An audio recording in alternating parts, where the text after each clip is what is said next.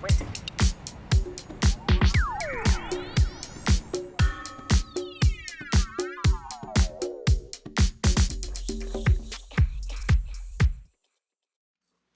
afternoon.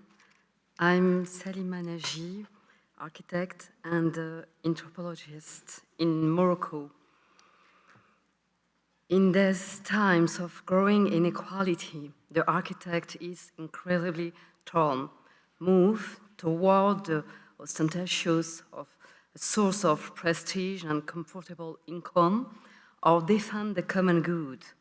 As an architect working with sustainable material and traditional metal, the crisis and risk, climate change, pandemics, food crisis, earthquake, this succession of crises confirms the urgent need to develop another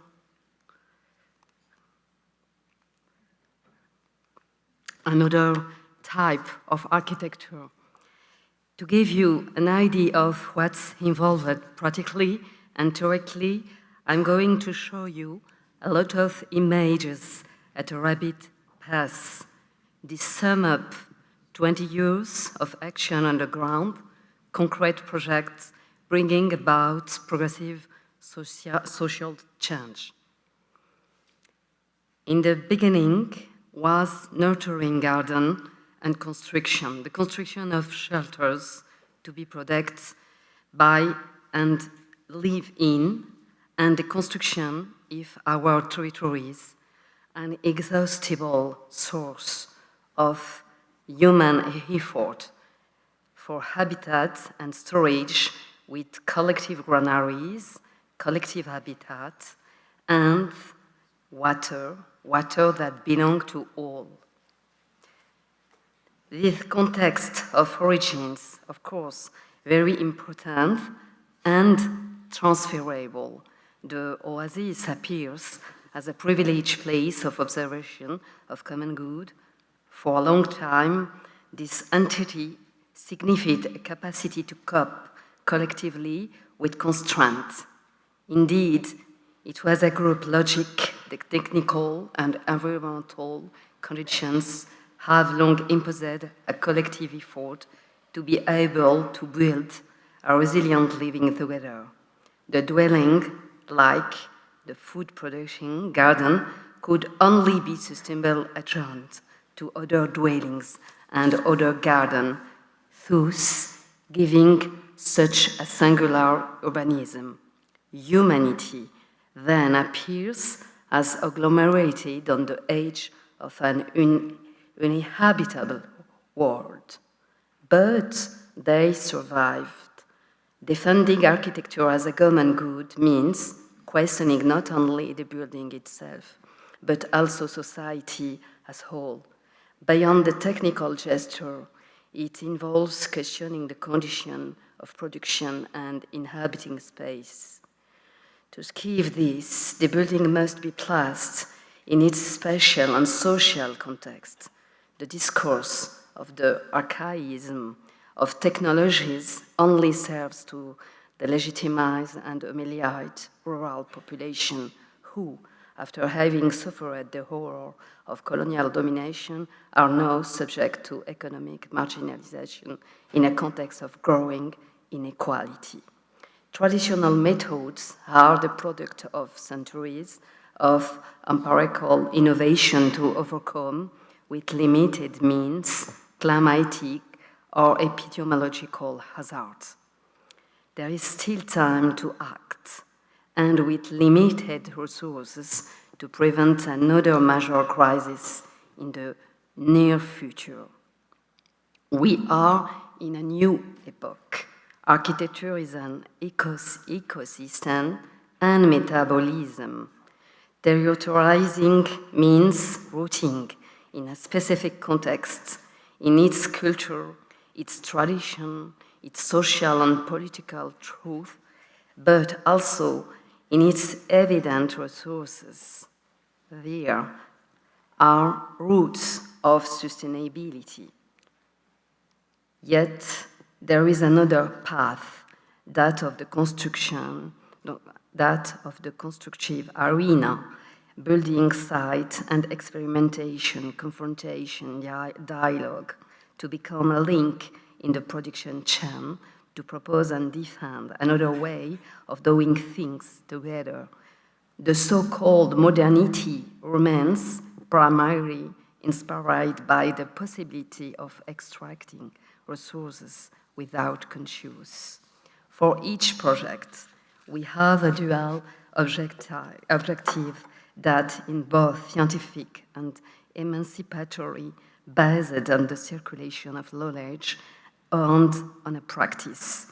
In terms of the quality of the spaces produced, the idea is to reintroduce a new way of looking a common space to raise awareness among children through their father, who are the mason on the building sites.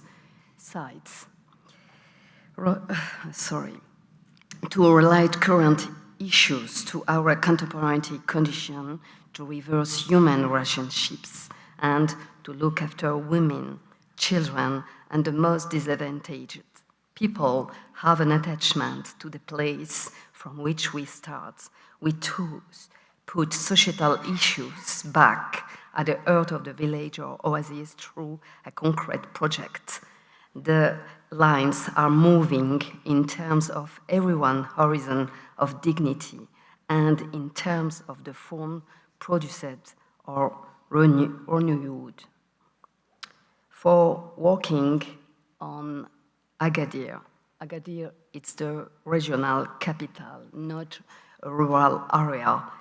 It became essential to offer a broader public the chance to rediscover this heritage by combining two approaches: a scientific approach to the fortress, a part of the post-disaster rehabilitation work, and a revisited vernacular approach, the Paleo innovation for the public reception platform. The preventive archaeology was done under the direction of the medieval archaeologists with us. We were paying close attention to all the information, to accidents, to building of the recovery of work. It's in the way that we are better able to read the history of the building in all its complexity, the stigmata on which the restoration work is then based by using historic techniques from collective granaries, from mosques or habitats. Civically, the design preserves the memory of the deed left buried inside the destroyed citadel, drawing a line of pan between the lower part of the wall that survived the earthquake and the upper part has been fully restored. I walk through the incense of construction without parting past and present. Construction is at the heart of societies.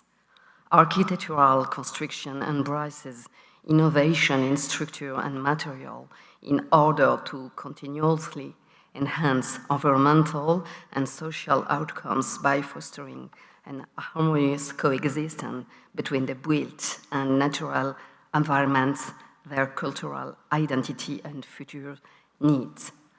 Architecture appears as an itinerant, all-terrain laboratory that encompasses art, craft, visual language, architectural design at all scales, public and community infrastructure, territorial awareness, landscape rehabilitation, environment process books, etc. Finally, art, like architecture, reveals profound issues such as decoloniality, identity or gender, and of course the central question of sustainability are understood more quickly than in the humanities, instinctively by a public that is increasingly concerned about the destiny of the living world. So I will conclude with the philosopher Simone Weil on the question of rootedness, which brings us together. Rootedness is perhaps the most important and least understood need of the human soul. It is one of the most difficult to define. A human being its root by his real, active, and natural participation in the existence of a community that keeps alive treasure of the past and presentiments of the future, natural participation that is participation that automatically results from place, birth, profession, and milieu. Every human being needs to have multiple roots. They need to receive almost of their moral, intellectual, and spirit life from the environment of which they are a natural part. Thank you so much for your attention.